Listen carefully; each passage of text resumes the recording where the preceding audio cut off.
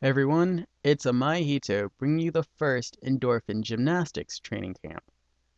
This one is focusing on backward tumbling. The first thing we want to do is delete the standard simulation character and add in the flexible character of your choice. I'm going with Jack.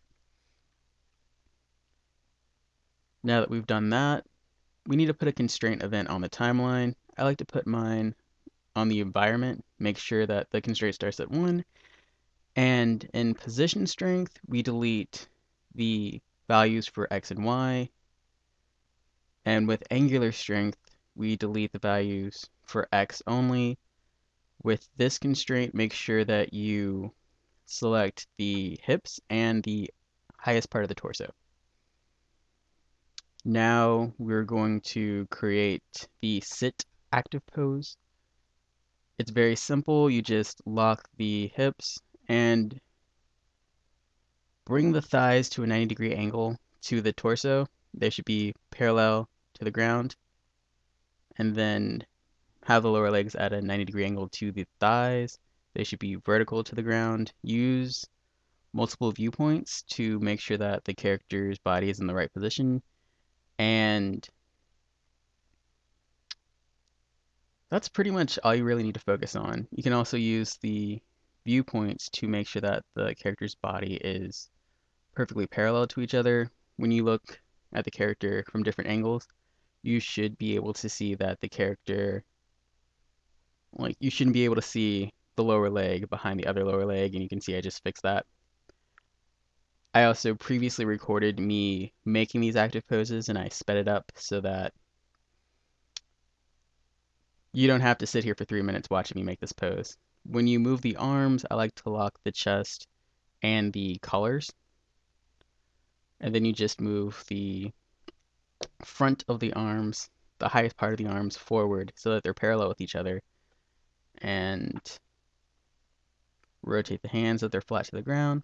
It's a very simple pose. I have 3 different versions of it, but the version that I'm showing you right now is the one that you use constantly for endorphin gymnastics. Anytime that you want to land or jump using the sit pose or using this sit pose to make a slightly different version is what you're going to be doing.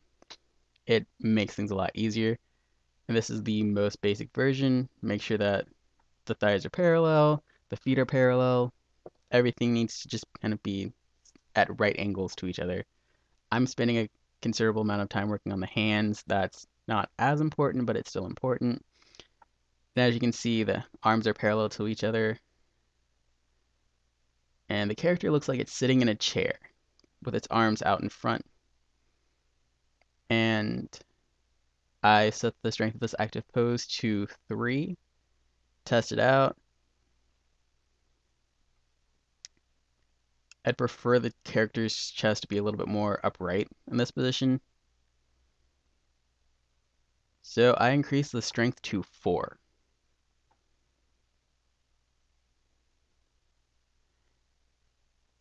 And that's a little bit more to my liking. Again, I previously captured me making this animation, and I'm just recording my voice over it. I thought it'd be a little bit more time saving to do it this way for the viewer. And as you can see, this is what the sit pose looks like. The feet are flat to the ground, the lower legs are vertical, the thighs are horizontal, and the thing that you need to focus on is that the hips get behind the feet.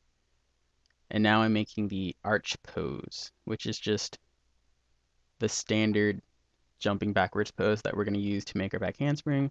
What you need to focus on, and what I did to make this easier on myself, is just copy paste the sit pose, just highlight the active pose, hit Control C, then Control V, and then slid the active pose over. I'm now using it to make this new pose.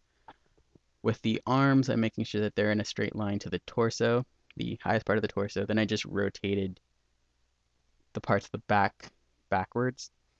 And every time I move to a different part of the spine, I locked it. As you can see, the spine turned gray.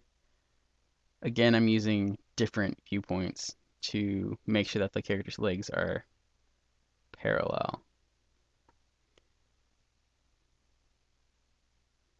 And also, my character is really flexible, so I was able to arch its back really far, and it's going to flip over pretty easily. If your character isn't as flexible, it's going to be more difficult for you to make tumbling scenes. If your character is really flexible, you don't need to use the full extent of its flexibility. The arch that I have right now is pretty good. Also, the angle that the thigh is coming off the hip is pretty good, not too severe. And I set this strength to 9. And as you see, the character flips over to its chest. And that's really what I want.